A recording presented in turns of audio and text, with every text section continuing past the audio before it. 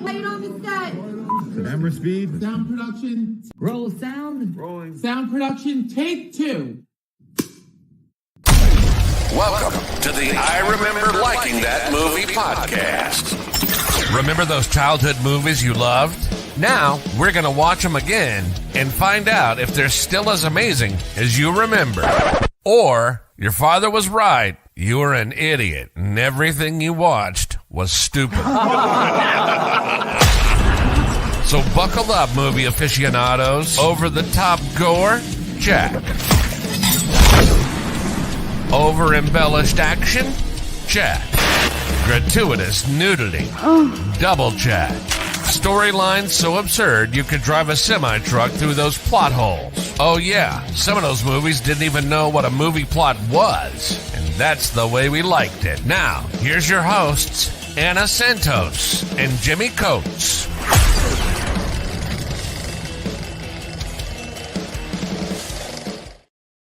All right. Welcome to the I Remember Liking That Movie podcast. Jesus. I'm going to try that again. Welcome to the I Remember Liking That Movie podcast. I'm very excited because we are going to preview Revenge of the Nerds. Yay! Yay. I hope I'm still saying yay after we watch it. What do you remember about Revenge of the Nerds? Weirdly enough, quite a bit. Because I watched it not super recently, but fairly recently, probably 10-ish years ago. It was on TV. So I remember. Was it edited for TV or was it? It was edited for TV. So I remember the nerds. They are my favorites. Anthony Edwards is adorable. And it's a lot of not safe for work stuff. Yeah. There's a lot of like titty jokes, boob jokes. There's the frat that's really shitty. And for years, I have said, whenever I'm talking about frat houses or whatever, I'm like, lambda, lambda, lambda. It's ingrained in my brain. I remember loving this movie and I remember laughing a lot. I think later on, I was kind of like, oh, that's problematic. An off-color joke. Yeah, there's some problematic stuff in there. And that's from 10 years ago. And I've continued on my journey to recognize problematic things. So I'm probably going to find more problematic stuff. But I still laughed. I recognize problematic things. I don't think I care as much as some people, but the big stuff I do. I walk around quoting this when I see like my kids reading or doing something, and I just yell at them, nerds. Like nerds, like Ogre. Nerds. And they're looking at me like, I'm not a nerd. They're like, what is wrong with you? This was, again, summers at grandparents, and my uncle had his collection of movies. This was one that I took every time. Mm-hmm. And then when we got our HBO and all that stuff, whenever it came on. So I watched this, I don't know how many times, but the last time would have been the 90s, sometime in the 90s. Okay. I don't know why I haven't seen it. One, it's just not, I hate watching edited for TV. Understandable. And it's not streaming everywhere. It's not on the big ones like Netflix. But yeah, I remember so much from this movie. Even though it's been the 90s, I remember Booger. I remember our two main nerds and Poindexter and Lamar, the gay guy. God, Lamar, I love him. I remember, what are the Moo girls? The Moo Pie? Moo Pie? Yes. Yeah. I remember the some of the things like when they set up the cameras, which might be problematic now, but with the big line where we've got Bush, which one of the DVDs in early 2000s was the We've Got Bush edition, special edition. But of course, you should always have that special edition. Yeah, there's some problematic stuff in here where you're just like, oh, geez. But I mean, within the story, like the cameras itself, problematic. Within the story, makes sense. Also, mid 80s. Yes. There's going to be some super objectification of women. You just got to be ready for it. And I'm hoping that's so silly and ridiculous that it's not as offensive as I'm probably still going to laugh. Yeah. John Goodman. Goodman. Oh, God. The main guy, the main jock guy from Yes. Married with Children. Yep. Yeah, and it was Honestly, there are so many people in this movie, and to this day, every time I see Curtis Armstrong, I'm like, "It's Booger," because okay, on Supernatural, Curtis Armstrong plays one of the gods, does he? Or an angel. no, he plays an angel. Oh god, Metatron, who's the scribe of God. Anyways, the second he shows up, I'm like, "Booger!" Nerd. The Who's being first a thing nerd? I honestly, I was he was still being a nerd, God bless. I'm talking about Literally. you. I'm also a giant nerd. I have no problem with that. I have Quoting said it all this. for from the time that I was like 4 years old, well, 3 years old, and I started reading. I was like, "I'm a big giant nerd. I'm cool with it. It's cool."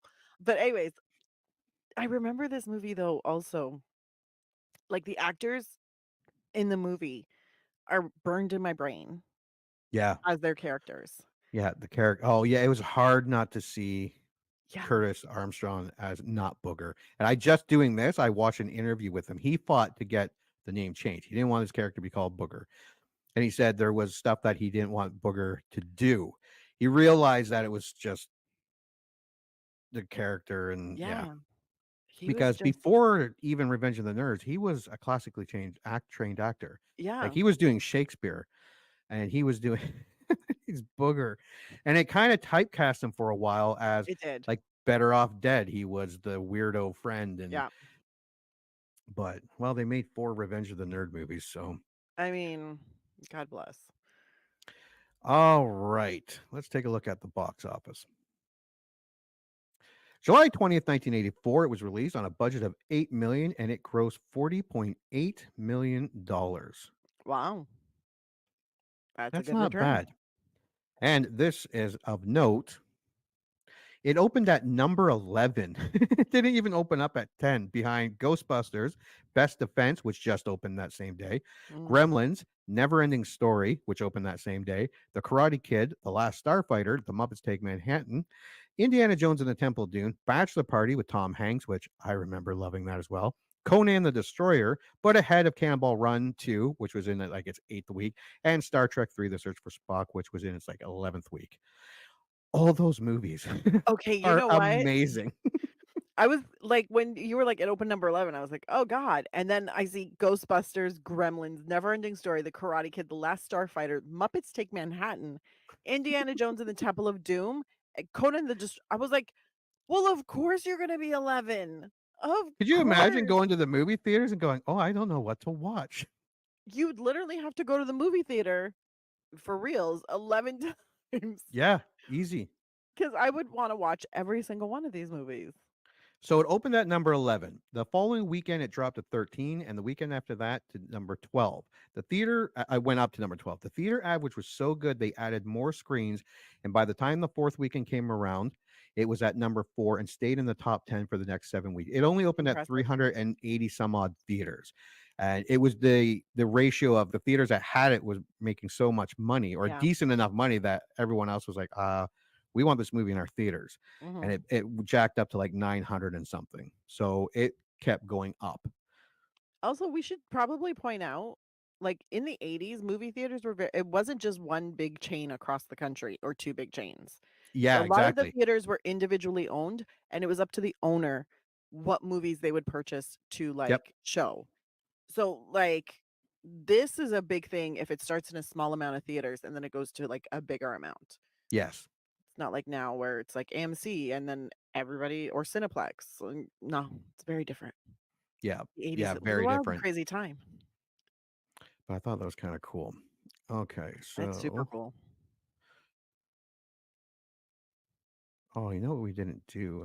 I just What realized what do we not do? of our last show because I have it here. We didn't look at the poster. It's okay. Oh, well. All right. Let's go to the tail of the tape. 1984, Revenge of the Nerds. There's our VHS copy Mhm. for those that watch us on YouTube. Is a comedy, just a straight up comedy, rated R, and comes in at 1 hour and 30 minutes exactly. A very standard, easy, light 1 hour and 30 minutes. Yeah. Those were the days. Because I remember explaining to someone that in order to be considered a feature film, it needed to be 80 minutes long, so an hour and 20 minutes. Yeah, So that's why we always associate an hour and 30 minutes with like, because they'll add a little on. yeah, Oh, just little bit of story. just a little bit. Taglines. They've been laughed at, picked on, and put down, but now it's time for the odd to get even. Their time has come. Okay, if they didn't have their time has come, this would be a much better tagline. Still not great, No, but decent. the time has come for Revenge of the Nerds. Let the battle begin. No, that's too clunky. That's it. Those were terrible. Yeah. Who did that? Synopsis. Okay. Geeky college students Gilbert, for those listening, or if you're watching on YouTube, you're seeing it. For those listening, it's a big picture of Ogre screaming. Yes. That's why we're laughing.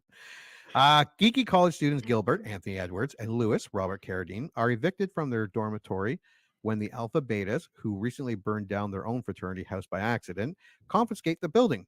When the college forces the freshmen to live in the gym, Gilbert, Lewis, and their fellow dorks relocate to a rundown house.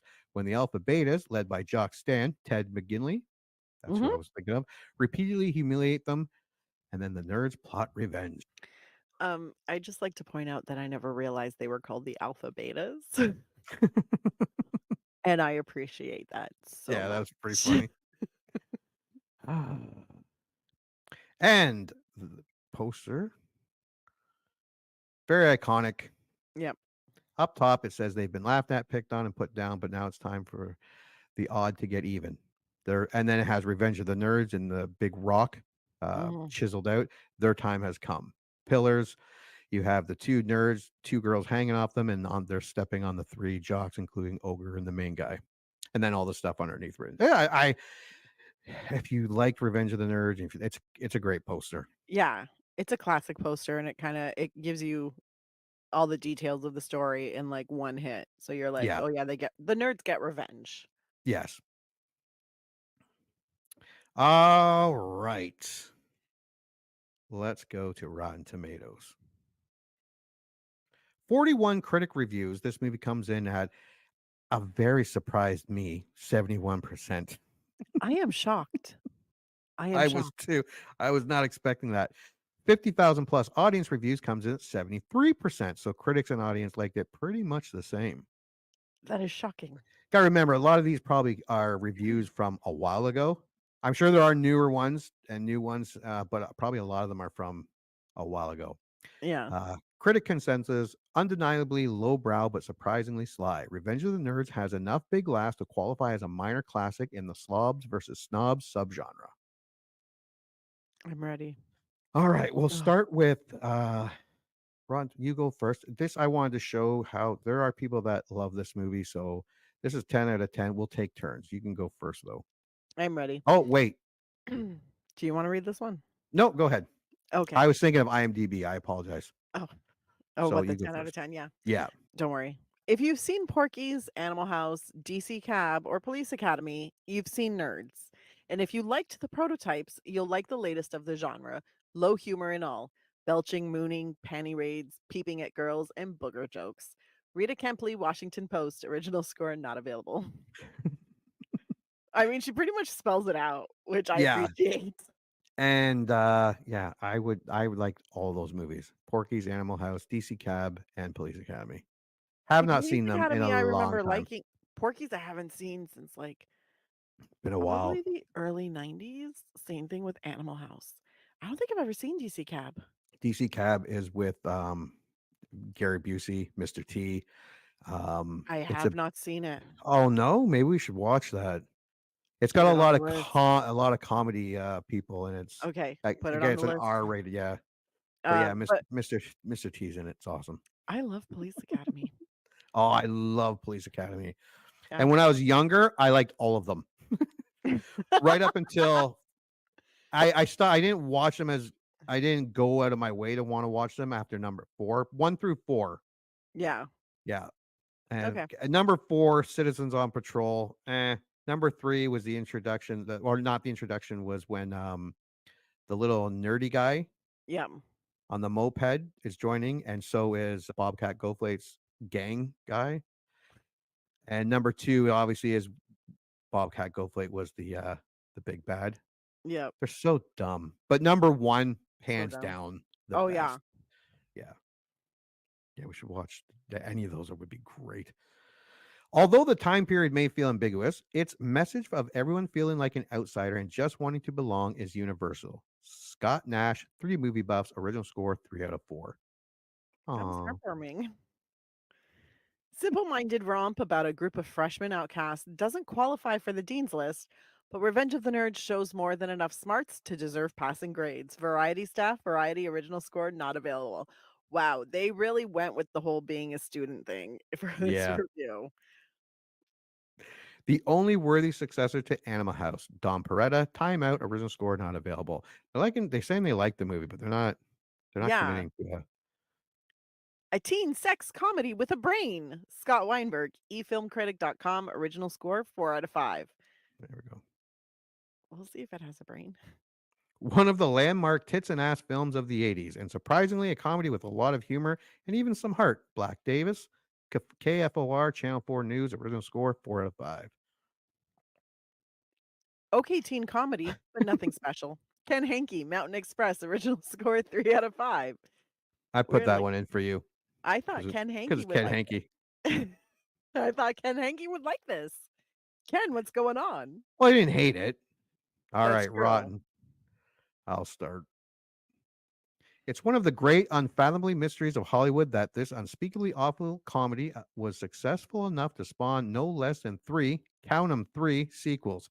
Film for staff, film for, original score not available, but they didn't like it. Obviously. The kind of movie you saw in video when it was still forbidden fruit and loved it, only to find it much uglier with the rose-colored glasses removed. Rob Vo, mania.com, original score D. Wow, Rob. It was an 80s thing. Alex Sandel, Juicy Cerebellum, original score 2 out of 5. Thank you, Alex. Thank you. Revenge of the Nerds doesn't do much for movies or nerds. Lawrence Van Gelder, New York Times, original score not available. Just give it a 0. It's Yeah. okay. The nerds perpetuate a nasty streak of behavior toward women that violates the film's general live and let live attitude, and it stains what is otherwise intended as a raunchy but lighthearted fun. Mark Pfeiffer, Real Times, Reflections on Cinema, original score C-. I think Mark has already flagged some of the problematic stuff in it for Yeah, us. And trust me, I will believe it, but I will also keep in mind that this was made this came out in 1984. yeah. The You 80s can't. weren't exactly known to be like great like leaders for women. Like this was not anyways, I And could go Animal on. House, which came, I think, in '79, Yeah. was such a success that everyone wanted to capitalize it, and everyone wanted to watch boobies and stupid pranks and Raunchy comedies. one-liners, and yeah, something to Yeah, laugh at. it became a genre Yeah, because and of some Animal of them House. were great, some of them were stupid. Terrible. Yeah. All I right. mean, we'll see. IMDb. This is the we'll share the 10 out of 10s. You can start. Okay. Oh, first, the IMDb 58,000 plus user ratings. It comes in at 6.6 out of 10. Okay. Yeah. All right, you can start. Okay. The best comedy mankind has ever seen. Nerd of horror. It's the best college comedy movie of all time and one of my favorite movies ever. Jaws. Best college film ever. The Perfect Touch. When nerds were real nerds and teen comedies were high art. Eh? Kragan. This is the best college film in the history of cinema. The Honest Critic. Sir, I think you're lying. I will always love this movie. Craigman. Still a very funny movie. Jeff Mann, 52001. Frats entertainment. Get it? Frats instead of that's. Get it? You Little people punny. suck. I don't even know why I try. All right. You may go to number 9. Thank you. Excellent. A must-see for the socially challenged. 9 out of 10, Polgi. I will be honest. When I was doing this, I read that completely wrong. And I almost spit my drink out. For reals, not lying. I saw a different type of challenge. I'm like, are you kidding me? But it's socially challenged. A comedy classic for the nerd in all of us. 8 out of 10. Funky Cherry 86. The original Big Bang Theory, 1980 style. 7 out of 10, A-Chin. Yes, if Big Bang Theory was a bunch of pervs. Yeah. Well, Wallowitz. True. A definite time capsule to quite a different area. I just put it fuck me. Definite. That's it. Thank you. A definite time capsule to quite a different area. I'm pretty sure they meant era. I just Yeah. copy and paste whatever they put down. 6 out of Yeah. 10. Mark Waltz, you moron. You Sorry, wrote Mark. it as a moron, and the moron read it. So there you go. Frat film could have been funnier and not as raunchy. 5 out of 10, M. M is obviously a woman. Maybe. Because that's something I have said many times about many a frat college movie. There weren't a lot, and I'm surprised. Yeah. There weren't a lot. Like, I'm sure women found these movies funny, but there weren't a lot, if any. I'm trying to think of any 80s these type of movies that were for girls. Oh, 4 girls? Yeah, it No. wasn't until like I would say the maybe late 90s, like Clueless started it maybe, and then you got like Yeah, but House I wouldn't. Bunny and House Bunny is probably the closest. yeah, And what is it? and The that's one like that, early 2000s it started. yeah, Those started. that's probably the closest to like an Animal House or these were not being made for women because apparently women can't be raunchy. Yeah, it's Don't too get me bad. I'm pretty started. sure like I'm pretty sure they could have done some interesting and funny stuff Oh, too. they could have done so much funny stuff, but Yeah, women were not the audience that film studios were chasing no, through the no. 80s I'm and the 90s. to be fair, like men were pretty dumb, so this was like an easy sell. Would have probably been a harder sell to women. I mean, valid. Valid. Hard to see why this was a huge hit. 4 out of 10, GCD 70. Horribly dated. 3 out of 10. Leoff Wine, Draka. An 80s American classic that makes me glad I grew up elsewhere. 2 out of 10, Koala Pig. I guess it's from Australia. Screw you, Koala Pig. Oh my god. Ah. Horrifying treatment of women. Mel VX. And nerdiness used as an excuse for misogyny. Heather Mendick. 1 out of 10. Heather Mendick. You have your thing as Heather Mendick, and then you're whatever. Nerdiness used as an excuse for which is true. Because you end up saying, well, of course they're gonna do that because they can't get women on their own. Of course they're gonna you start apologizing for them because you're like, of course they're not getting any. Yeah. And then you realize they're really just, incels the first gen. But whatevs.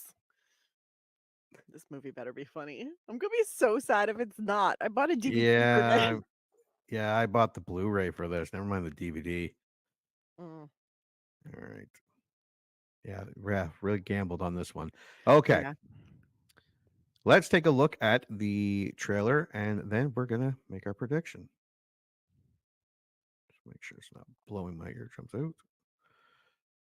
Good move. There we go. Star Wars, Butch Cassidy and the Sundance Kid, The Sound of Music. In the tradition of these great films about fighting back against the odds, 20th Century Fox presents another milestone in motion picture history. Revenge of the Nerds. Nerds? Nerds. Nerds! What is a nerd? They've been laughed at, picked on, There's a roommate, pal! and put down. I'm not kissing a nerd.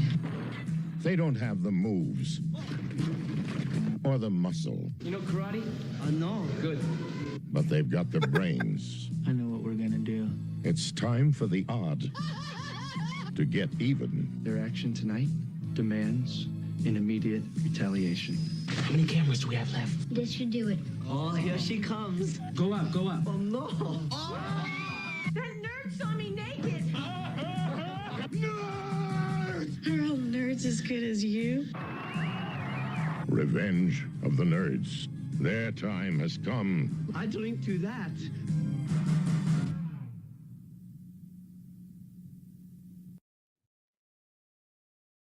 Okay, I Nerds. laughed at some points. Nerds. Um, I will say this though. After seeing the clip, I'm like, oh right, the women are kind of played stupid in this. Like they're not the greatest intellectuals. So I was like, I remember them playing a little, like being played a little, not quite As sharp. dumb? Let's say I remember them being played as dumb. Yeah. Like they're not great intellectuals. So Again, everyone that was was being- another trope in the 80s. Like you would have Oh, one yeah. that was smarter than your average Yeah. one, but yeah, that was usually the case. I did So like the guy asking him, "Do you know karate?" Yeah, and then He's the, like, oh, "Not good," and then he puts a jock strap on his head. can I tell you? I'm like, oh God, no! After Oh, practice, oh, after, that'd be and so after gross. practice jock strap. Oh no, man, that's just mean. That's so mean. All But right, what's your wow, predictions? um, I hesitantly think I'm going to like it. I don't know if I'll love it. I may end up rolling my eyes more, but that would make me really sad. I want to love it. So I'm gonna hold out hope for that. I'm gonna love it. Yeah, the trailer made me laugh. I did see a lot of what people were talking about. Yeah. But yeah, like you said, I'm gonna look at it as one was made in 1984 as a silly movie, Mhm. and we'll definitely pick apart the other stuff. But yeah, I think I'm gonna like it. I hope so. I paid a lot for it. Not a lot for it, but I paid money for it. Yeah. I bought the DVD. Yeah. Did you So get the this special features on yours? I don't know. I I think mine came literally with was special features. like it came in, I was like, yeah, I got it. And then I just like put it on a shelf and I was like, we're waiting. Yeah, I know. I meant to grab it for this, and then I forgot where I put it, so I better find it. All right. Well, we are gonna Solid plan. go. We're gonna go watch Revenge of the Nerds once we find our copies, and when we come back, we are gonna review it. Let's all go to the lobby. Let's all go to the lobby. Let's all go to the lobby to get ourselves a treat. Delicious things to eat. The popcorn can't be beat. The sparkling drinks are just dandy. The chocolate bars and the candy. So let's all go to the lobby to get ourselves a treat. Let's all go to the lobby to get ourselves a treat. And now, on with the show.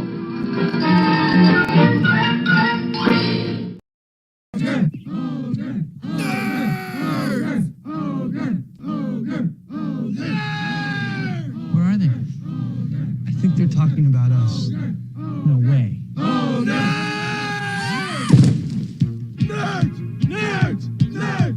on, Lewis, let's go.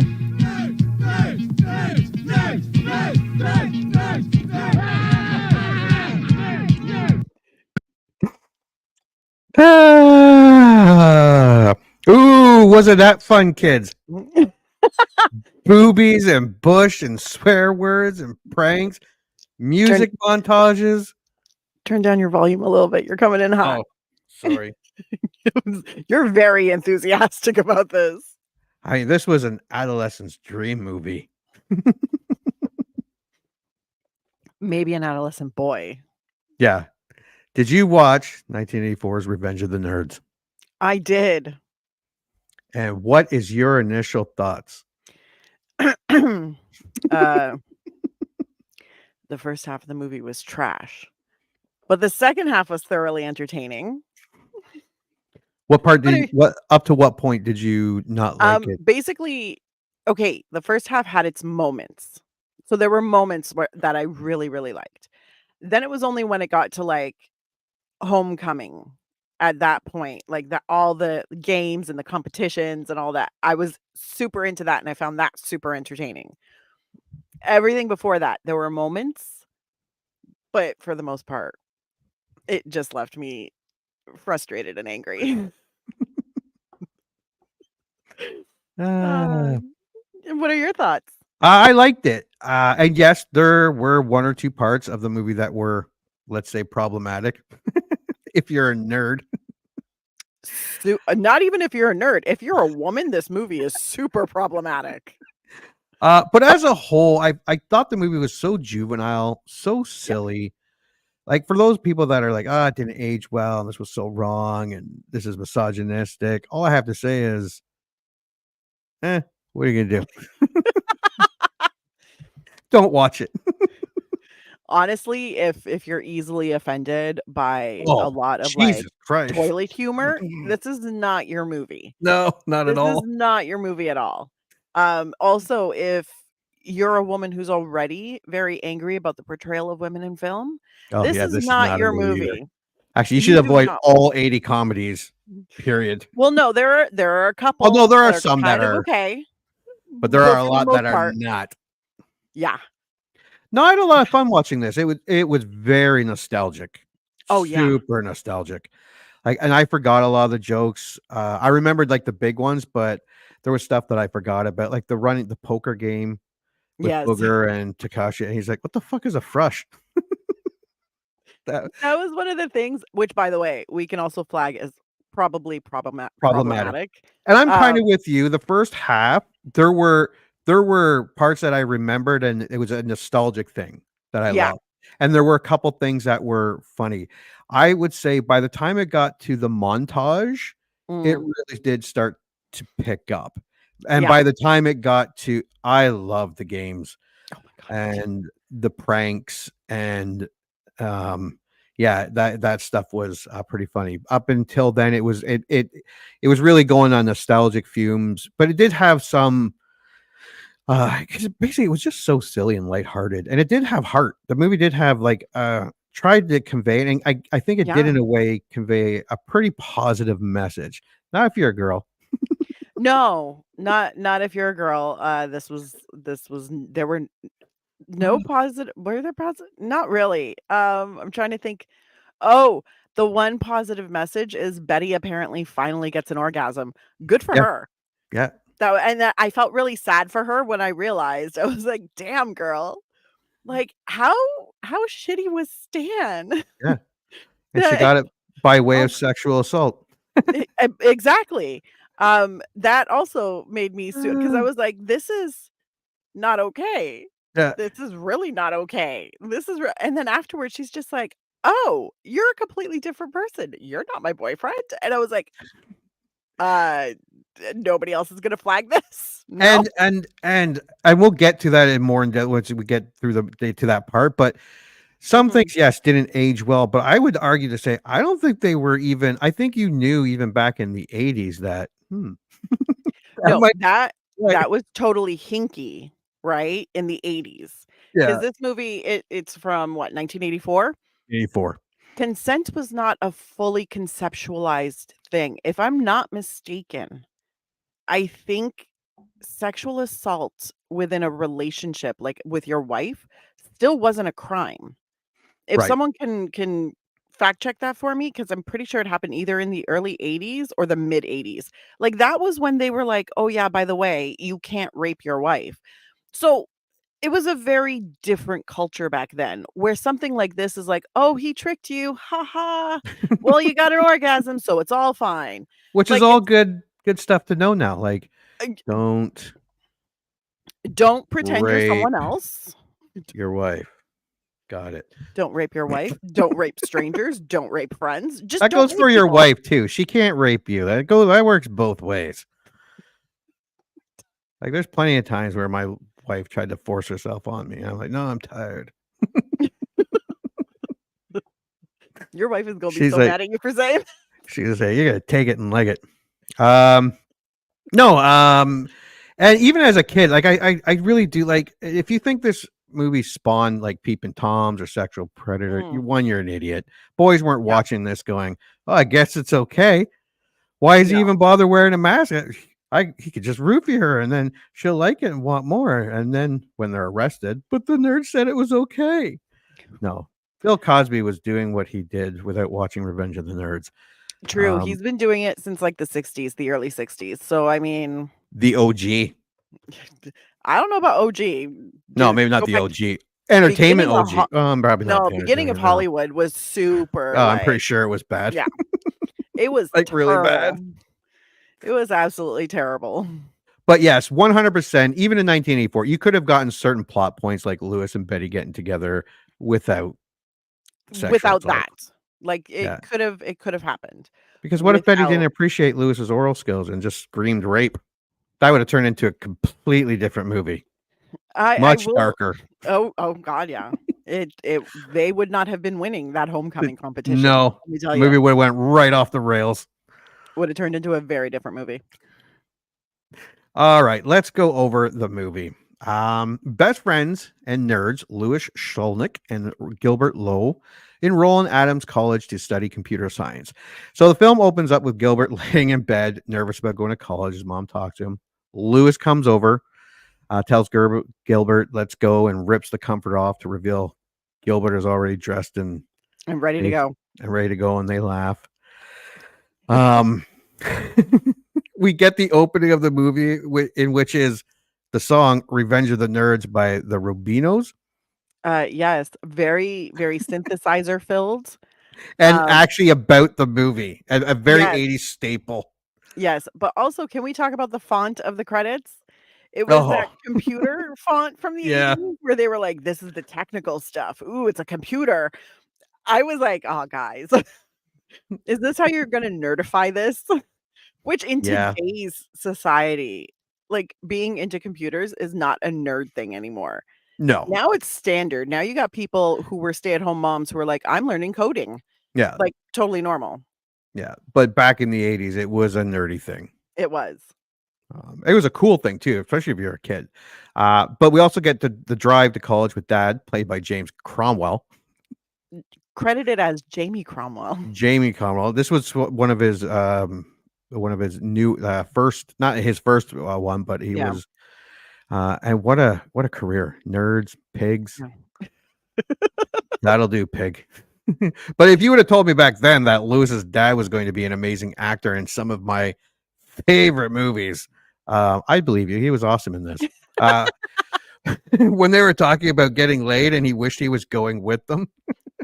Honestly, that got a little creepy, but apparently it was all so creepy because they stopped and looked at each other like that was creep, and then they just start laughing. Yeah, they started laughing, and it was like, oh, and I'm like, no, I think he really wants to creep on 18-year-olds. Like, this is concerning. Well, some college girls are in their 20s. Yes, in later years, but he's talking to two freshmen. That's true. Yeah, but even then, the oldest in undergrad. Yeah, it would have been what, like 25, 26? No, 25, 26. That's cute. 21. Well, that'd be a doctor. Because you gotta remember when they're all starting college, because this is an American movie. They're all 18. So bare minimum, as seniors, they would be 21, 22 at the most. And this is still somebody's dad. And no offense to James Cromwell. You are a very attractive man, but you look old. Yeah, he looked old in 84. Right? Yeah. Like true, he hasn't aged that much since 84, but he looked old in 84. And from what I can see, he's in all 4 nerd movies. Oh, fantastic. Which tells me he's a showbiz horror or just a good sport or needs to pay the bills. Honestly, that would probably pay the bills. Yeah. What this movie added up to. And then we get Lewis and Gilbert going to their dorm, and the scene from our opening of Ogre spots them and starts yelling nerds. Can I got kind of annoyed at the thing. So Dad pulls up they unhook the trunk, and apparently they use sound effects for the Oh, bungee yeah. cords like bouncing, and I was like, Boing, God, boing, boing, boing. why would you do that? But anyways, then they proceed to carry that big ass trunk, suitcases, briefcases across the circle. Campus, yeah. Straight Oh, across yeah, the right, entire yeah. campus, and it's Over a people. circular driveway, over people, through puddles, like, causing accidents, which all I know, like, I was like, "Okay, I understand slapstick humor, okay, cool, you that's what you're going for." I'm like, "But this is illogical, and these are supposed to be super smart people." And that made me angry, because I was like, "These are smart enough people to realize you can pull the car up in front of the building and then just carry the shit through. You can still have from the car to the room all the slapstick humor you wanted." But I was like, "You're gonna make him carry it across." I was like, "Now I just think these guys are stupid. I don't believe in your nerdiness anymore." Yeah. Yeah, I that was yeah, you're right. I know why they did it, but they could have just drove up to the door. Right? And then you have all the slapstick, people bumping into them tripping over things, by all means. Yeah. But just walking straight across that field, I was like, "God damn it, guys." The Alpha Betas, a fraternity that includes most of the Adams football team, carelessly burned down their own house and, urged by Coach Harris, take over the freshman dorms, throwing the freshmen out in the street. Okay, this is the whole fireball scene with the 188 proof alcohol. I They loved blamed it it. on faulty wiring. But it's hilarious because the guy that they have doing the, like, Spitfire literally dressed like Farmer Gomer. Yeah, I was like, "Guys, had his overalls everybody else on. everybody else is dressed super preppy at this party, except for, like, Ogre, but Ogre is never dressed preppy. It's fine. Anyways, everybody's dressed super preppy, very stylish, and then you got this random guy wearing overalls and a, like, thermal shirt, Yeah. just spitting fire, and not in the Um, hip hop kinda way. I did like Ogre and a couple of the girls roasting marshmallows. Part of the burning building. I love that. It was faulty wiring. They're like, that's not what the fire chief says." Well, Yeah. that's what my guys say, "That's what it is." John And Goodman's this is why you great. can't take this movie serious, or too serious, or not at all. I did love the jocks getting ready to go into the dorm, and then Gable giving a speech like, "Here we are homeless, and these freshmen are just sitting pretty in their fancy dorm." Ogre tosses one out of the window and then tosses the other one. "Here's your roommate." Yeah, Again, very 80s slapstick, almost Looney Tunes cartoonish, very. even with the sound effects. Oh, yeah. Yeah. Some freshmen were in their robe. The one guy was just in his tighty whities. Poor thing. Dean Ulrich designates temporary living space in the gymnasium and allows the freshmen to rush the fraternities. Lewis Gilbert and several other nerds fail to join fraternities, but obtain and renovate a dilapidated house near campus. So we get several scenes of the nerds living in the gym, Yep. which they're allowed to stay until basketball season starts. Here we get Booker and Takashi still playing the poker, and Mm. I still like, what the fuck is a frush?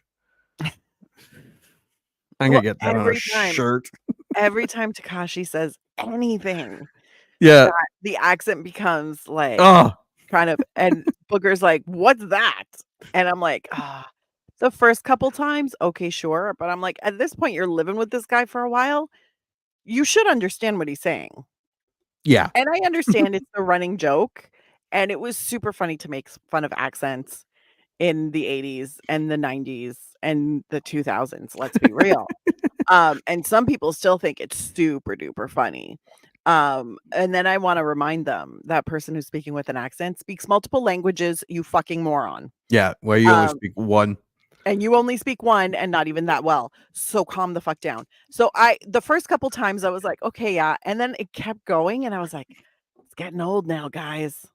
It's getting old." Although later on in the movie, Booger and Takashi have an interaction and I'm like, "This I wanna see more of." Yeah. This, we'll get there. Yeah. We see a bunch of freshmen leaving, so the rest of them decide to fan out and try to find housing. We get Betty, the leader of the Pies, suggesting Lewis and Gilbert rush Alpha Betas. Mhm. Again, the Alpha Betas. They ask if they when they get there, they ask if they brought rubbers, and you see the sheep. You don't see a whole lot, just them returning practically tarred and feathered Yeah, after the whole ordeal. thankfully. Yeah. Thankfully, we didn't have to, because honestly, I have a lot of trouble with, secondhand embarrassment for people. So I have trouble whenever I'm watching a movie or a TV show, and whatever's happening on that TV show or movie is super embarrassing for the characters. I get really uncomfortable. It almost makes me wanna cry, like, I just wanna hug everybody and be like, "It's okay, we'll fix this." Don't worry, it's a problem I'm talking to my therapist about. So every time that I was like, as soon as they get the invite, I'm like, "Don't go. This is gonna be bad." And then it was bad, and I was like, "No, you can walk away now. It's okay. You could just say no." So they all split up. Lamar and the big cowboy. That fucker was huge. Yes, very much. The older lady coming on to Wormser. Wormser's the 12-year-old genius. Can we talk about how gross that was? That was fucking disturbing. He doesn't even look like he's 12, he looks like he's 8, and Ah. she's all like, "Your room's right next to mine." Ew. Ew. Booger and the guy through the mail slot who wants to know who sent him, why he's there, and eventually just tells Booger to fuck off. That was actually pretty funny. That was all right. The Japanese guy with Takashi, both speaking Japanese until the homeowner says something very angrily. Well, He says Japanese sounds nerd. very angry, but yeah, calls him a nerd. Calls him a nerd. But Lewis finds a piece of shit house, and we get our Mhm. musical montage, and I loved it. I love a good montage. Yeah, I that love was it. pretty. Poindexter sweeping with Lewis and Gilbert's robot, because Mhm. they make the robot. That robot was going to help them when they were getting laid in the dorm, by telling them that their room's busy and whatnot. But yeah, and then the robot turns on Poindexter and attacks him. Well, I mean, Poindexter was sweeping, Yeah, robots trying to vacuum. Like, it was a fight to the death. I mean, only one can win. Takashi and Booger painting and smoking marijuana, and Booger's like, "Do you feel anything?" He's like, "No, nothing." Well, you better take another hit. Yeah. How about now? No, nothing. Until it cuts and cuts and cuts. And Takashi is laughing and falls over with the roller. Yeah, he just straight, like, timbers. The Alpha Betas, led by star quarterback Stan Gable, are irked by the Nerds' success, and Stan sets his fellow members to harassing the Nerds, which includes throwing a rock through the window that says, "Nerds, get out." Yeah, real creative. The Alpha Yeah. Betas are a bunch of morons. Yeah. But this time we see Gilbert is already running a computer club or class and meets Judy. I think he might be a tutor. A tutor, yeah. That feels a little more right. Played by Michelle Mayring, who Uh, is in a few good movies that I really like The Outsiders, Real Genius, where she played a nerd. Valley Girl, one of our favorites, One Magic Christmas. For those listening, we did a podcast last Christmas on One Magic Christmas, and let's just say it was a lot darker and a bit of a downer than I remembered. But she worked right up until 1988, and that was it. She was done. She left or stopped or Good for her. Yeah. She probably put all her money in the bank and was like, "I'm gonna go to college now and get a career." Yeah, I think, she's just got married and had kids, and that was it. The Nerds complained to campus police, who are constrained by the Greek council that adjudicates all such pranks. Stan is currently president of the council and largely controls its processes. The Nerds decide to seek membership in the Greek council by joining a national fraternity. After 29 rejection letters, because they sent pictures in every one of them, except for Lambda Lambda Lambda. The only one to consider them is the Black fraternity Lambda Lambda Lambda Trilambs, led by UN Jefferson. After meeting the Nerds, Jefferson is about to refuse their application when Poindexter noticed the Trilambs rulebook states that all applicants are given probationary membership. He does not look impressed or excited about it at all. No, he doesn't. And it's so funny because he's like, "What?" And then Poindexter repeats himself very clearly. "You have to give us a 60-day trial period." Yeah. It says so. And he's like, "God damn it." But then his colleague is like, "Let's give him a shot." Yeah. And I was like, "Oh, that's beautiful, man. You're my favorite now." So the Nerds organize a large party with the Omega Mu sorority, similarly made up of nerdy and overweight women. This is Wikipedia, including Gilbert's girlfriend Julie, and invite Jefferson to attend. Actually, okay, Wikipedia's Yeah. They first Lewis invites Betty, who is like, no. Then Stan, the leader of the jocks, is like, I got a plan. So the pies show up at the nerds' house, all wearing blue dresses and holding candles, singing the song that they will be their dates. Mhm. And then they don't show up. So Judy is like, hey, I'll invite my overweight friends. And Booger is like, oh, no, not the Omega Moo. Can I tell? As soon as they said Omega Moo, I was like, we're gonna get a lot of larger bodies walking through this house. Yep. I can feel it now because there's a lot of like the lambda. I was like, okay, we can leave that, but the alpha betas, Yeah. because there's a theory that every alpha, if you're a self-proclaimed alpha, you're actually a beta. I'm like, I get it. The pies. The pies. Okay, we got that. And then the Omega Moos. Yeah. Like, come Like, on. guys. And so as soon as they started walking through that house, I was like, for fuck's sakes. And you couldn't dress them better? Yeah. Fuck. And It was a very upsetting time. they show up. No one's having fun. I do love Mhm. how they were playing more. They were worried that the Tri-Lambs got, so they put more black music on. They put on like a Swing Low, Sweet spiritual- Chariot. Yeah. At least Lamar took it off. Yeah, Lamar was like, and then looks at them and is like, sorry, no, Yeah. I don't know why they would do that. White people, yo, white people. Then yeah, and then Booger is like, I got super joints. Yes. And then Wikipedia picks it up here. The party is dull until Booger provides everyone with high quality marijuana. Yeah, super joints. The Alpha Betas and the Pi Delta Pi's, a sorority to which Stan's girlfriend Betty Childs belongs, then disrupt the party by bringing and releasing pigs. But before that, we do get like Poindexter and his date just laughing Yes. uncontrollably. Lewis gets lucky. Good for him. He's talking about his robot and it gets him laid. Yeah, and Takashi taking pictures of the girl's hair pie. Can I see your hair pie? Oh, thank you. Clicks a picture. Oh, Poindexter just giving it on the dance floor. Lamar having fun. Well, Lamar was having fun even before this. Yeah, Lamar always has fun. Worms are the little kid just talking to those gigantic boobies. Holy frig. Yeah. I think Booger might have had the most fun of all. Just Shoving. Can I tell like you? they were passing him around. I was watching that and I was like, that cannot be comfortable for those women. He's got a death grip on their asses. Yeah. This is not a soft like massaging or caress. This is literally like death grips. And I was like, that can't be comfortable or sexy. I don't know who thinks that's so FYI.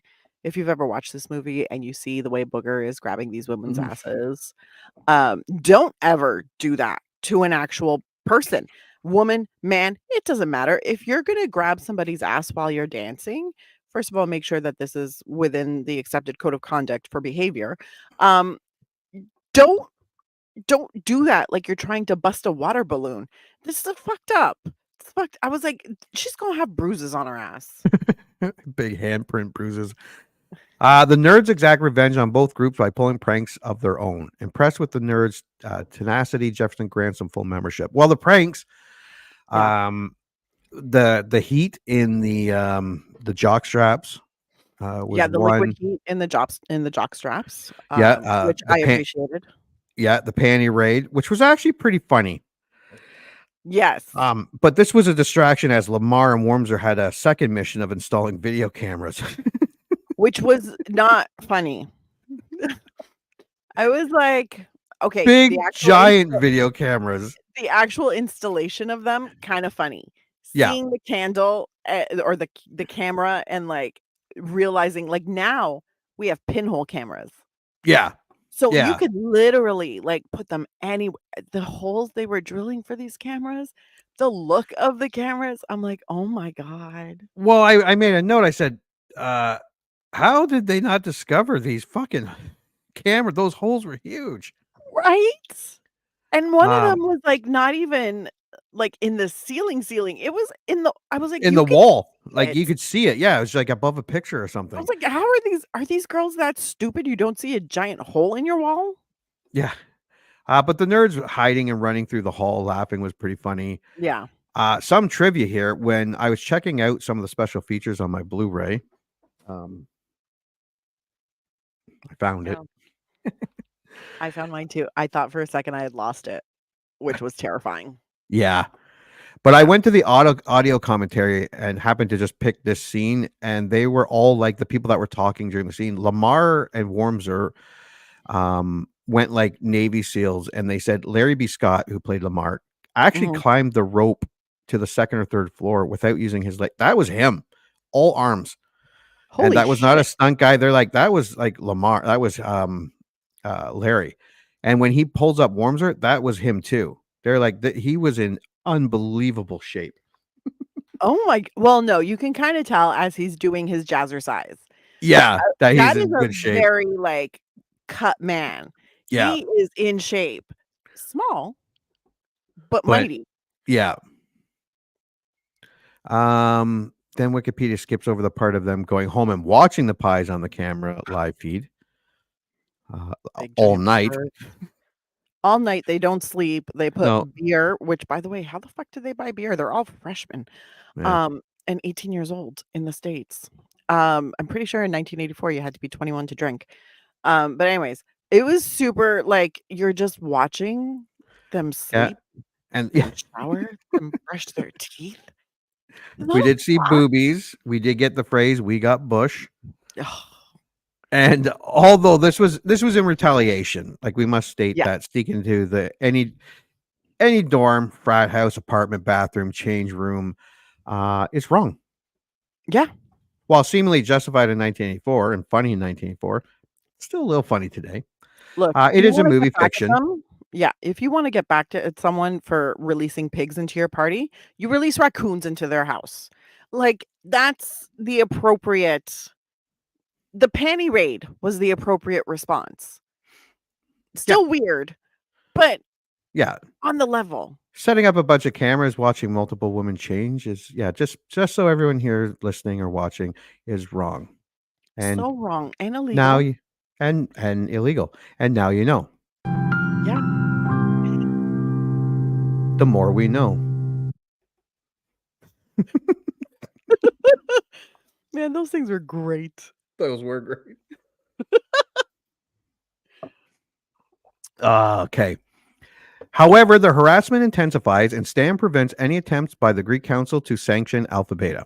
The nerds realize the only way to get the council to help is to put one of their own in as president, which they can do by winning the Greek games during homecoming.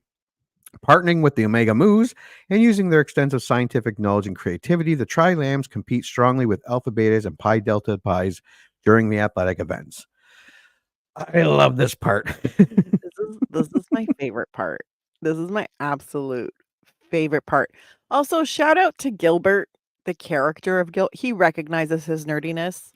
Yeah. And he's not trying to be anything but he doesn't think college is going to completely change it, but he's hoping it's going to be better than high school. And he's like, "No, man, we got to become president. We got to do this." And then he spurs his team. And this is I appreciate him so much. Yeah. I loved all the event. I love the riding of the bull. I love Ogre just sitting there. Yes. I love the arm wrestling. Booger picked his nose and wiped it on the girl's hand and then just slams her hand down. So gross. I love the Moo and Ogre arm wrestling, and she almost wins. Yes. And then when Ogre finally wins, he's like, everyone's cheering, but he's like winded and like. And he looks a little sad and dejected. He's like, Yeah. I don't understand. This is what I do. Ogre was played with a lot more depth than I remembered. Like 100%. just those little things, like when the belching contest and Booger is going up and throws a cigarette in Ogre's trophy he was drinking from. Yeah. Ogre has a look on his face, like he looks down and up and down again, and has this look like, did he just put a cigarette in my drink? You know what? If you watch this movie and actually watch Ogre, like there are times where you're like, he's more cross-eyed in this scene. He's like, there's little things where you're just like, sir, Mr. Donald Gibb, were you like making notes on your script when they were like, and Ogre says nerds, and he's like, I got this. And apparently, he does a lot of the conventions, Oh, really? like a ton of them. And apparently, he is like supposed to be like he will talk about anything you want to talk about. He's supposed to be like super nice, That like always whether makes it's nerds or me blood sport, whatever. Like he loves talking about the movies and to people about it. Yeah, apparently he's like super nice. And if anybody sees Curtis Armstrong at a convention, because I saw he was not too far away, but I couldn't go. I don't really go to conventions, but I think he does it at almost all of them. You can pay like $150. Like he'll sign and do all the signing stuff, but you can do an extra $150. And I don't know if he rents out the bar, but Yeah. for everyone that pays, he goes and hangs out with them for 2 or 3 hours. And just talks about whatever like the nerds, better off dead, whatever Oh, you want to talk fantastic. to, but he'll hang out and have beers with you. And I would pay $150 to hang out with Curtis Armstrong and talk about I talk about a ton of shit with him. Yeah, no kidding. He's done a lot of stuff. Yeah. But I love the javelin with Lamar. The fucking But it's so awesome because you see the first guy go up, and I think I made a comment about him where I was like, he's got some thick thighs. The first javelin guy, Yeah. and then, as the alpha beta goes, like it's Stan who does it, and he's like a gazelle. He's like, dun, dun, wah, beautiful form. And then you just see Lamar come up, and he's like, I'm just ready. running. He's jauntily running. And the thing's just bouncing up and down. Flouncing. And then he sends it flying. And I'm like, that was fucking amazing. But my absolute favorite was the tricycle race with Takashi. Oh my god. That was so fun. 1 lap, chug a beer, 20 laps, and he was getting more vulgar every lap. Oh, fucking A. Yeah, take this pill. It'll absorb every bit of alcohol. You won't get drunk. But by, I think it was like lap 7 or 8, you could tell he was getting He was already hammered. getting there. And then like the last lap was like lap 12. And I'm like, well, you chug 12 beers while riding on a it doesn't matter how many pills you take. Oh my God. Up. People are just, everyone was crashing their little tricycles. I did like that. Yeah, that was awesome. At the charity fundraiser, the nerds heavily outsell the alpha betas by offering pies containing hidden nude pictures of Betty and other Pi Delta pies. that was kind of funny too. Kind of weird. Yes, where they like, get Ogre to. But Ogre eating that pie was funny. Yeah. Well, why are they selling? How is the pie? It's all right. It's all right. Is it good? No, it's all right. And he's still just shoveling it in his mouth with his hand. Just shove. It's all right. It's all right. And then he's like, "Oh, I think I figured it out." And then you see it, and I'm like, "Okay, guys, come on."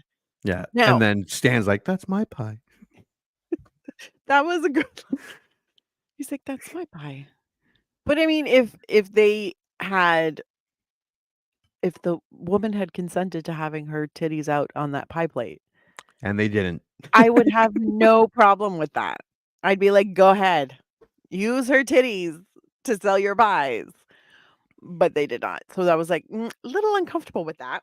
But overall, I'm not too mad. But still, 1984.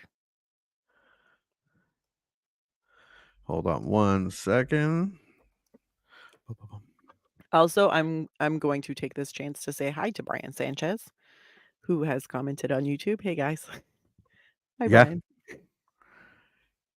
Yeah, he likes Revenge of the Nerds. Revenge of the Nerds. I love the second half.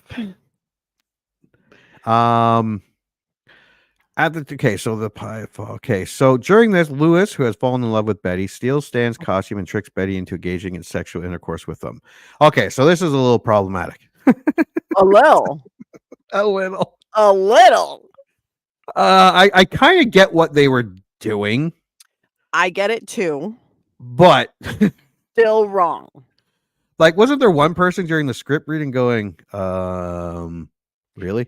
Well, no, because you've got to remember, up until probably the last 10 or 15 years, it was not common knowledge No. that like like if a girl is super drunk and you have sex with her, she can't consent. She doesn't have the mental faculties to do it. If you trick someone, even if like now sexual assault is also considered like if you're having sex and the guy takes off the condom and he doesn't tell you, that's also sexual assault. So I mean, there's a lot of stuff that before you were just like, "Oh well, it just happens." That Yeah. now, so like I understand what they're saying, like this is the way that she finds out that, Lewis is her match because he Yeah. gave her an orgasm. Yeah. Um, but it's still sexual assault. Like, we Yeah. can all agree on that. But And I get what they were trying to do. in 1984, they're like, haha, he steals the mask and then Yeah. he goes down and comes up and it's Lewis. Ha ha ha. And then she's in love. Oh my God, you're great. I love you. Yeah. And literally, I'm sitting there going, how shitty was Stan Gable that when you get tricked into getting oral on a waterbed mattress filled room, because that's what was on the floor there, that you're all like, meet me after the pep rally. Yeah. You want to hang out?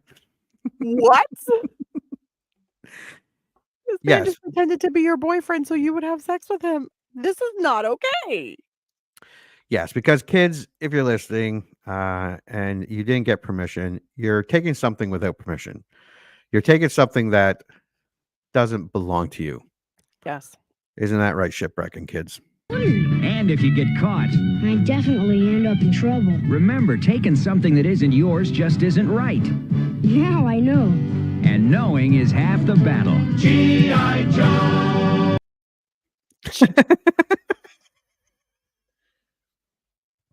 Thank you, shipwreck. But it's right. It's wrong. But now you know. So there's no excuse. If you're listening to this, now there's no excuse. But if especially because she said, Stan, you changed your mind. So it's clear that she thinks she's gonna have sex with Stan. And it's clear that Lewis is like, we're just gonna get it on. And then we'll tell her afterwards. It's fine. It is not fine. Public service announcement. It is not fine. Yeah. Everybody should know who they're having sex with. Yeah. It's probably good. That's a good call. Rule of thumb, you should probably know who you're having sex. Like, see faces and be like, yes, you. I want to have sex with you. Yeah. Thanks, Anna. That's actually really good. That's a really good point. Yeah. You should also be able to pick them out of a lineup later. Yeah. Finally, the nerds dominate the musical competition with a techno-computer-driven musical production, winning the overall games. Lewis immediately nominates Gilbert as the new council president. This was so 80s. Oh my God. 80s. But it was so magical. I don't know if this is in the trivia that we have coming up, but they all played their own instruments except for Poindexter. And I mean, if it's, I'll save the one part because it's actually quite funny. I don't know if it's part of the trivia. If it is, it's really funny. I don't want to ruin it. Okay. So Coach Harris lambasts the Alpha Betas for losing to the nerds, and Stan leads them in vandalizing the Tri-Lam house. The nerds become despondent, and Gilbert decides to barge into the middle of homecoming prep rally to voice his complaints. The Alpha Betas try to stop him, but Jefferson and a large group of National Tri-Lams arrive to intimidate the Alpha Betas, offering Gilbert the opportunity to give a rousing speech about standing up to discrimination. How'd they know? Tri-Lam this. who knows? You know what? They were probably just coming for homecoming. Like Probably, the national board was probably like, let's visit our little white nerds. Yeah, good thing they showed up. Yeah, fantastic. I was sitting there going, how'd they know? But Lewis and the other Tri-Lams, many alumni, and Betty, who announces she is in love with a rapist, nerd, join in cheering Gilbert, soundly shaming the Alpha Betas. As emboldened, Dean Ulrich instructs Coach Harris that the Tri-Lams will now live in the Alpha Beta house, and the Alpha Betas will live in the gym until they can repair the Tri-Lam house.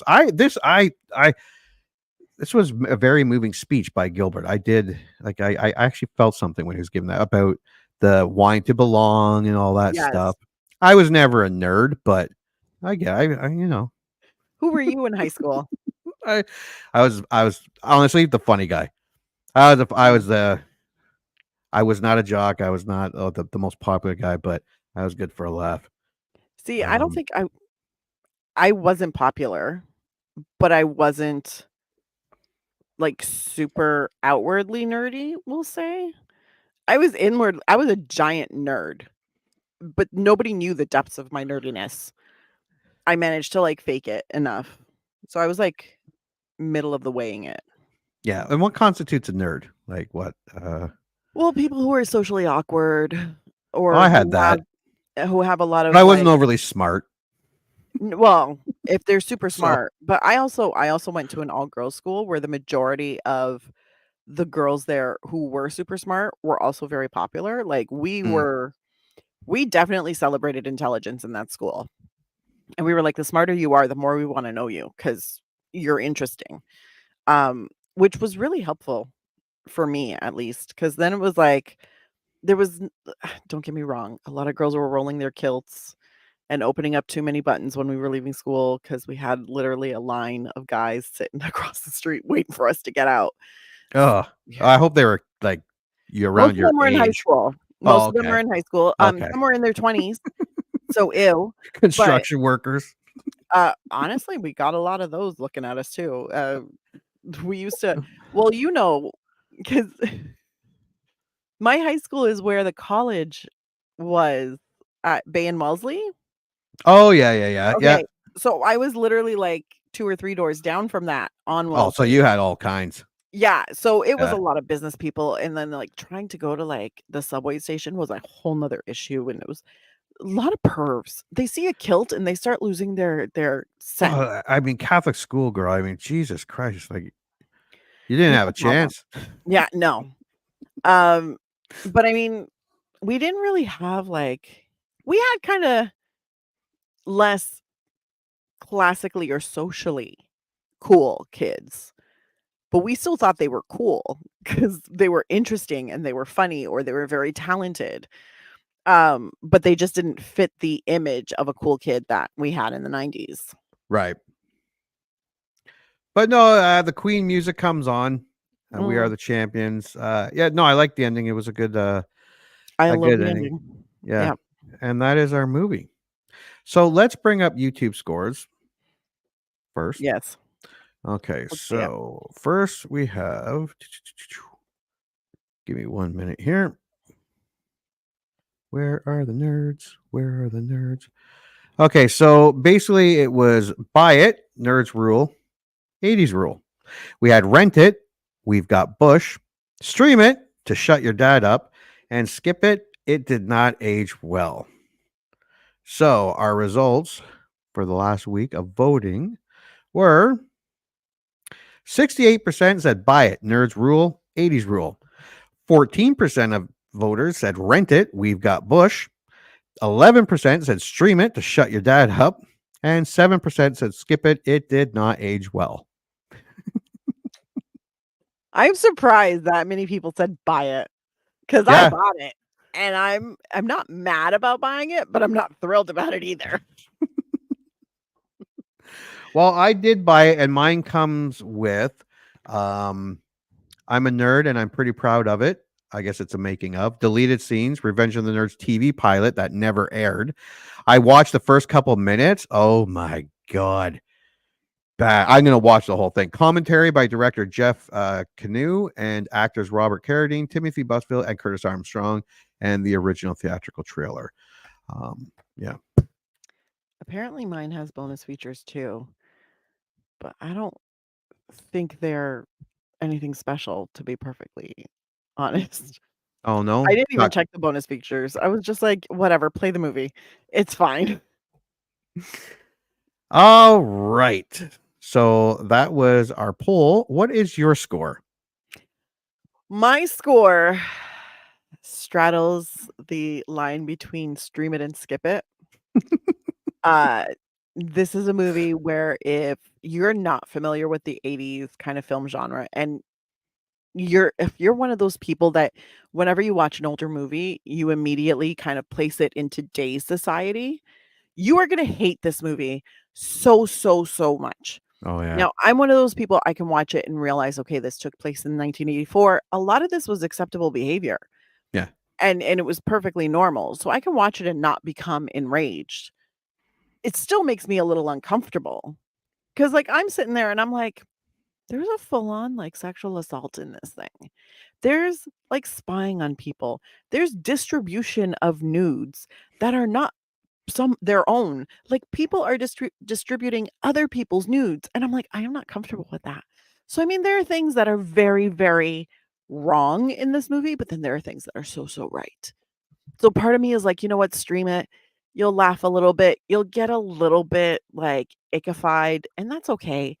And then you're gonna see the rousing speech at the end, and when they win homecoming, you're gonna be like, the underdogs took it. Like, this is great. True, they're a bunch of pervs who really don't believe in the agency and bodily autonomy for women. But I mean, it was also 1984. That was not really a popular concept for the entire world. So, yeah. So I'm bordering.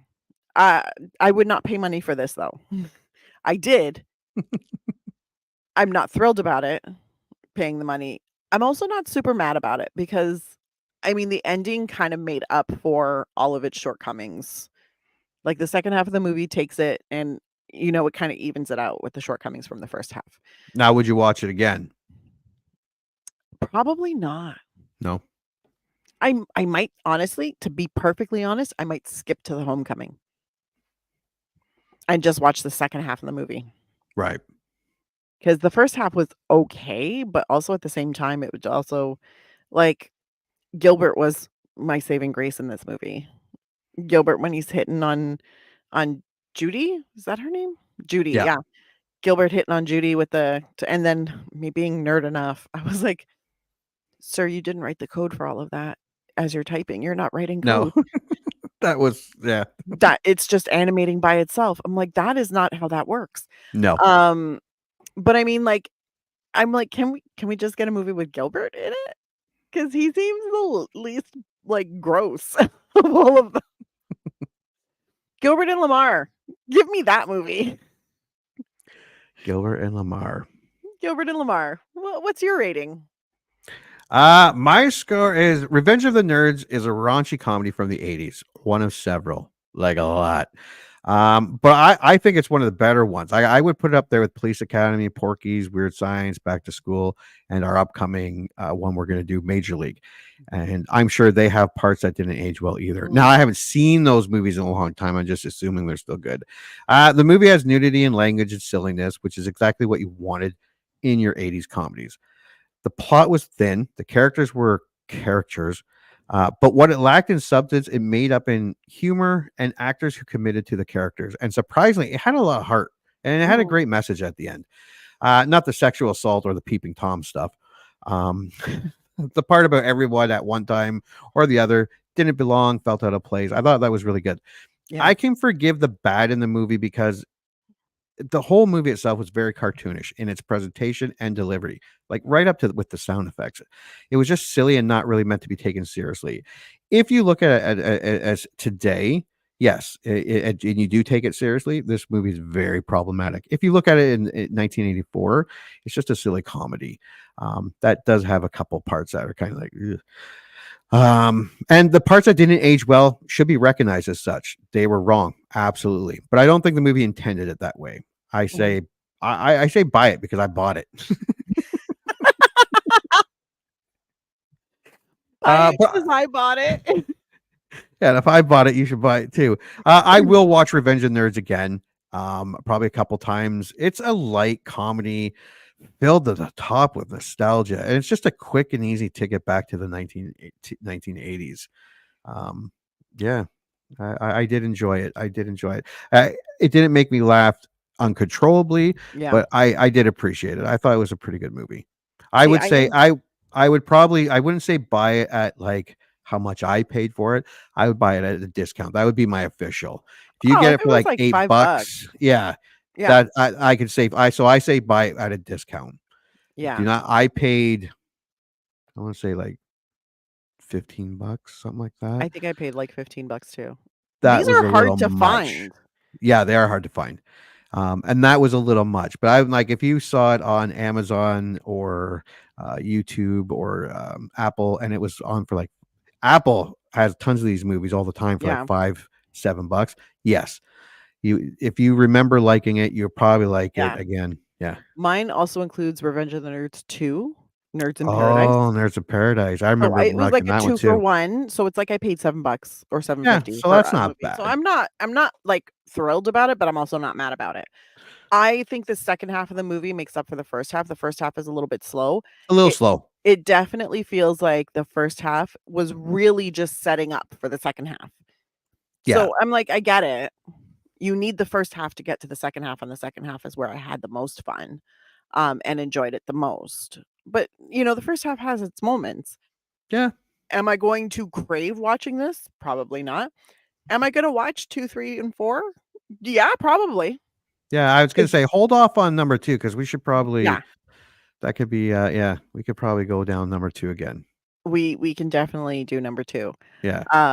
It's just I'm like, well, now I'm like, I think I watched number 2 like years ago. I'm not even 100% sure. It's been a while ago, but yeah. Yeah. So I'm like, and I This never have watched 3 or Ogre in 4. it. Gilbert's in it at the beginning and the end.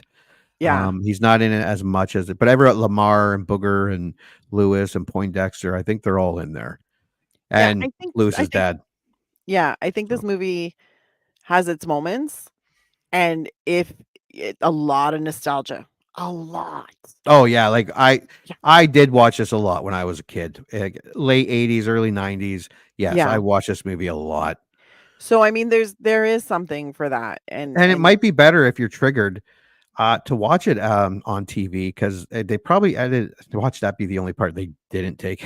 I don't think they edit that out because I remember that watching it on TV and having that in it. But I mean, that is also like we should totally put a trigger warning on the titles of these so that people understand that we are going to be talking about because I mean, it is like now seeing it, you're like, because we've all had those conversations about consent and we've all had the conversations about like nudes and procuring them and distributing them and how wrong and illegal that is. Yeah. Yeah, it's no different than someone doing it and then putting on Pornhub. Yeah.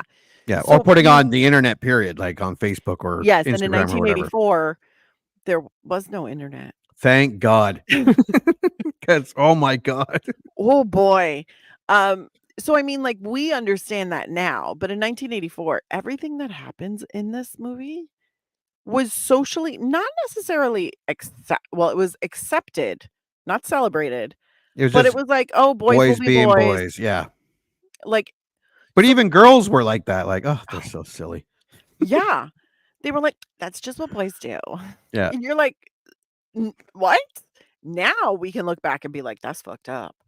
But back then you were just like, oh, well, it's just what happens.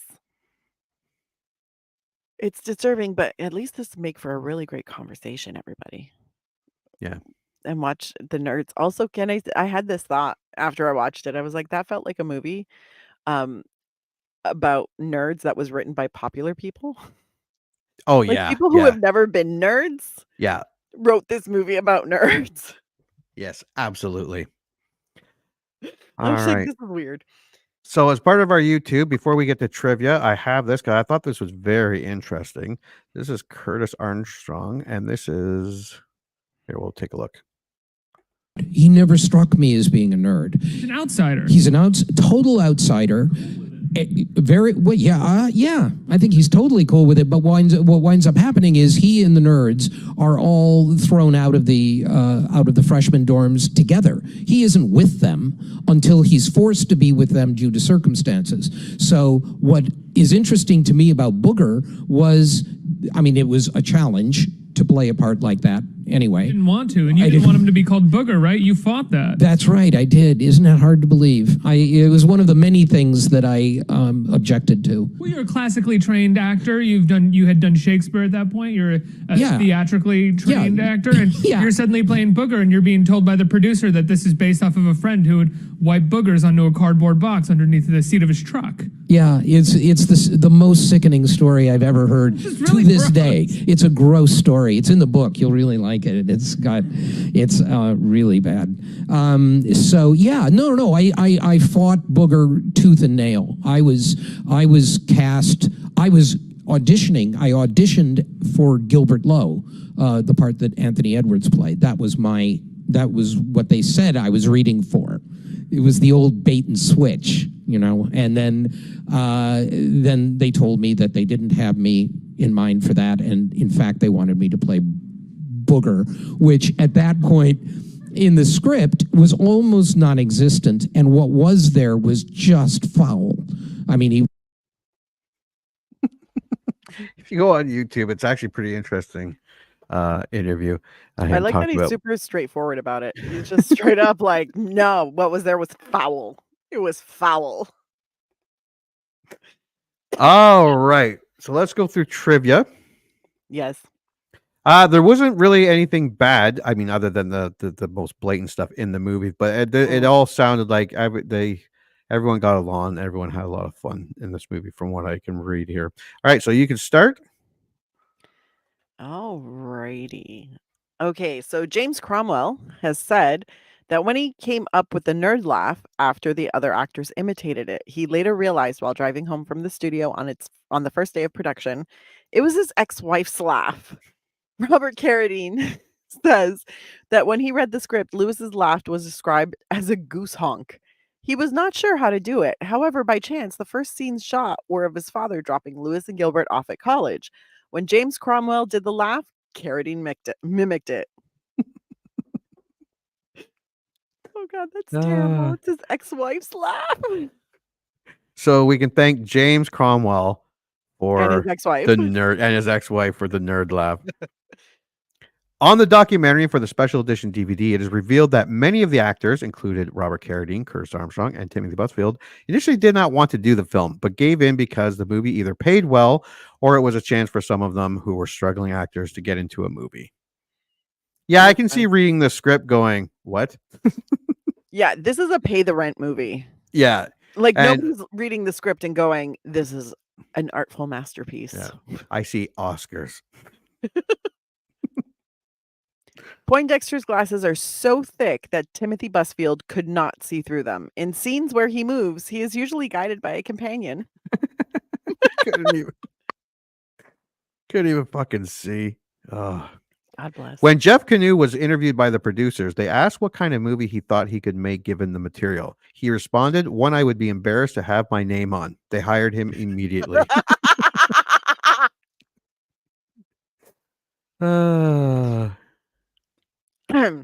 These things were ad-libbed. At 15:35, the dean saying he has allergies. That's fantastic. 24:52, Gable's, do you know karate? That's where he puts the jock Yeah, strap on. puts the jock strap on Takashi's face. He was just supposed to do that. He added the "do you know karate?" At the 51-minute mark, Lewis is, "We love you when you're mad." At the 52, almost 53-minute mark, Poindexter's painful scream during the pie watching scene. That comes That up was in funny. another one. Yeah. At the 54.5-minute mark, Takashi's salad comment in the locker room scene. It's like a salad. At the 55 to 56-minute mark, the coach's, "Shit, we forgot to practice." That was actually really funny when they were all itching because of the heat. Yes. And he's like, "Oh no, go to the shot." And he's like, "Shit, we forgot to practice." I actually laughed out loud at that line. That was good. And Poindexter's date grabbing his crotch during the party, and oh boy, did she grab it. She grabbed it. She made sure she got a handful. Which, by the way, is also, well, I mean, she did say, "Do you want to have sex? Yes. Do you want to fuck?" So, I mean, she got consent before she started grabbing at shit. Robert Carradine moved to the University of Arizona 2 weeks before shooting to get into character as Louis Skolnick. He brought only his nerd clothes to wear. He couldn't bring himself to leave his hotel room for 3 days. Oh my God. Oh, sorry. This one's a double. There we go. Okay. Although many of the actors had reservations about appearing in a movie called Revenge of the Nerds, They had a terrific time filming it. The actors described the filming as a fraternity atmosphere and frequently partied with the University of Arizona students, many of whom appear in the film as extras. That's Probably, nice. yeah, probably not as fun as when we were reading about Caddyshack. Well, yeah. That sounds That like a was party. that was trauma for so many of the actors. Although Booger is arguably Curtis Armstrong's most famous character, he initially did not want the role. According to his comments on the Panty Raid DVD edition, he originally read for the role of Gilbert, but was later asked to read for Booger. He recalls telling fellow actor Bronson Pinchot that if he was offered the role of Booger, they could just fucking forget it. I'm not picking my nose on camera for anyone. And then he said yes. But then he said yes. And he is Booger. I mean, honestly, he played it perfectly. Yeah. 'Cause he's just that guy who he's dirty, he's smelly, he does not care. No. The University of Arizona agreed to let the company shoot at campus, then revoked permission after reading the script. Eventually, the school changed its mind and let them shoot. Many students were used as extras.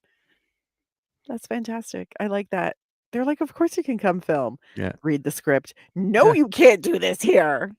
And then eventually they were like, we'll give you a new library. And they were like, okay. Yeah. In Spain, the film was translated into La Revancha de los Novatos, Revenge of the Freshmen, because in that time, there was an official translation for the word nerd until several years later. Oh, yeah, that makes sense. Now they would just say nerd. Yeah. With a Spanish accent. Yeah. Oh, shit. Sorry. It's okay. I forgive you for this. Because the script did not have much of a plot, as the interviewed actors and filmmakers have stated, many of the actors were allowed to ad-lib scenes. Timothy Busfield recalls that he ad-libbed Poindexter's painful scream when watching the video of the girls' dorm. Robert Carradine remembered in the scene where he serviced Betty in the funhouse, and serviced is definitely in quotes. His line was originally, all jocks think about is sports. Ever since we're 10, all we nerds ever think about is sex. He did not like the line and dropped the ever since we're 10 part. Curtis Armstrong recalls that it was by pure chance that Booger and Takashi ended up bunked next to each other in the gym, and they improvised the running gag of them playing cards, and Armstrong's line, what the fuck is a frush? Which was funny.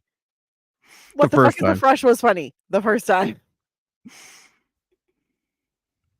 Curtis Armstrong, Michelle Meyrink, and Timothy Busfield all play their own musical instruments. Yes, okay. Timothy Busfield is not a violin player. He was told his inept practicing would be overdubbed by a proper violinist. He was dismayed when his discordant screechings made it into the actual film. Oh my God. They liked it, so they kept it. They were like, this sounds terrible. Keep it. David Wall, who plays Dean Ulick, is only 2 months older than Curtis Armstrong, who plays Booger. That's terrifying. Yeah, I was like, wow. Yeah, Curtis Armstrong's a lot younger than is a lot older than he looks. Wow. To test the effectiveness of their nerd makeup and wardrobe, Robert Carradine and Anthony Edwards attended a college rush week. When real fraternities were reviewing prospect pledges, wannabe members, the fraternity leader of the first house took one look at them both and said, no way. So I guess it worked. Yeah. That's what you wanted. I'm pretty sure that's not what you really wanted to hear, but as a producer, that's what you wanted. Yeah. Timothy Busfield ad-libbed Poindexter's painful yelp during the pie watching sequence. It was inspired by the sound of a former neighbor having sex. Many crew members had to run away to keep from breaking out in laughter and ruining the take. But the director can be heard snickering just before the camera cuts away to the next scene. Well, now I'm going to rewatch it just for that. I want to see it just for that, yeah. Jamie Gertz, Joan Cusack, and Sarah Jessica Parker all auditioned for the role of Judy. Okay, Joan Cusack and Sarah Jessica Parker could totally have played her. Yeah. 100%. Jamie Gertz, I don't think so. No. The drug Takashi ingests during the tricycle race is fictitious. So is Wormser's and Lamar's drill silencer. Yeah, when he said there's a silencer on it, I was like, that's not a thing. No. Much like Police Academy, this film was an R-rated comedy that was a somewhat surprising box office hit in 1984. And also like the Warner Brothers film, this movie started a franchise that both never had another R-rated edition and never had as much box office success as the R-rated original did. I never got that because Police Academy was rated R. Yeah. This was rated R, and they both made really good money. And then they did these PG-13s ones and never. I wonder why they didn't go with the R. I think they were hoping with more people because kids would have watched the first one, but yeah, they never got to that box office. It's a classic studio strategy where they push the envelope with the first movie, and then they're like, okay, but now we're going to make it a little more audience friendly. So we can widen the audience and get more people to see it. But you're like, the reason why people watch the first one is because it was R-rated. Nobody wants to see a PG-13, Revenge of the Nerds or Police Academy. We want the R rating. Yeah. I think that's like American Pie. I think they realized that because they were all rated R. And thank God. Yeah. Well, we watched, what was it, number 2? We watched number 2. Yeah, it was actually funnier than I remembered. I know. That really, really surprised me. Yeah. I thought I was going to hate it. Ted McGinley turned down the role of Rico in Bachelor Party, 1984, to play the role of Stan Gable in this film. The previews for this film just happened to be shown before showings of this film. He's kind of the same kind of look. When you watch Bachelor Party, you'd probably, the guy who plays Rico, you'd be like, yeah, he would have been good at that role. In recent years, many retrospectives of the film and cast interviews have reached a unanimous conclusion. The sequence where Lewis has sex with Betty after telling her he's Stan Gable is wildly problematic and could never be used in present-day film. Julia Montgomery said she was uncomfortable with the way that Stan and Betty were put together. And Timothy Busfield said, I think they could have gotten there some other way. I agree with Timothy Busfield. Yeah, you could have easily gone a different. I know that this was supposed to be a gag, but yeah, you could have went a different way. Oh, 100%. 100%. Okay. Rick Moranis was considered for the role of Louis Skolnick, but was unavailable due to filming Ghostbusters 1984, in which coincidentally he played Louis Tully, who first name is pronounced the same, and was kind of a nerd. Yeah. In Ghostbusters. Eddie Deason, who is known for playing nerdy characters, was considered for a role in this film. I remember that guy. He was in quite a few things. Yeah. I how they didn't cast him, I don't get. Maybe because he looks too much like Carradine. Maybe. Could have been his cousin. True story. John Candy, Jason Alexander, Nathan Lane, and Danny DeVito were considered for the role of Dean Ulrich. Mm. Danny DeVito would have been too expensive. Yeah, John Candy wouldn't have worked. No. Jason Alexander would have. Nathan Lane, maybe, yeah. Yeah. Yeah. I think the whole point of the dean is that he was smaller than the coach. Yes. Yeah, so John Candy would be out. John Candy's out. Danny DeVito and John Candy, and probably Nathan Lane, you probably get too much ad-libbing. Also, Danny DeVito has too much attitude. Yeah. Like, even when he's playing someone nice, he's got too much attitude. So I'm like, you can't. No, Jason Alexander and maybe Nathan Lane would have probably worked. Yeah. Oh, that's it. Oh, that's for next week. Oh, no. So, all right. All right. So that is Revenge of the Nerds. Anything you'd like to add about Revenge of the Nerds? I'm glad I watched it again. There were some very problematic parts. However, overall, it was an enjoyable movie. I mean, I wasn't mad about it. So, but also, I think it would be super interesting to see this remade. They did try to remake it back in 2006 under Fox Atomic. Yeah. And they actually got it cast. They got crew. They started filming. They got kicked out of a university, and they had to go to a smaller university. And then they were getting the dailies, the studios, and they just didn't like it, and they canned it. But it was 2006. I don't know how much would have. 2006. They were probably still going for the 1984 vibe. Well, and we were getting like Tropic Thunder. We were getting Step Brothers, Ron Burgundy, Adam That was the Sandler, like American Pie era. Like that American was Pies. Yeah, so you weren't going to get a tamer. You're probably going to be even more No. I think more we can raunchy. totally. I really, That's really fine. think- yeah, raunchy's fine. Give Yeah. me raunchy. Maybe we just don't have a rape scene in it. I'm just saying. Yeah, we don't have to.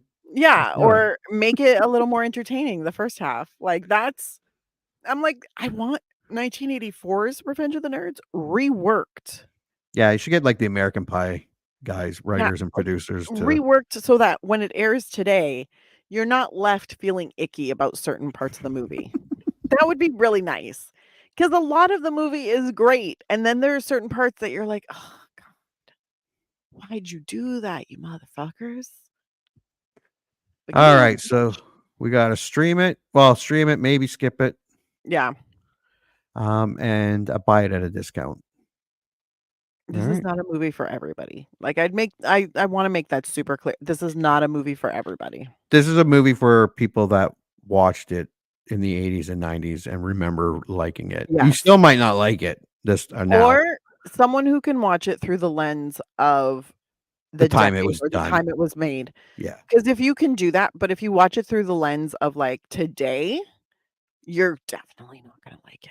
No. It's gonna make you angry. Don't do that. Don't make yourself angry. All right.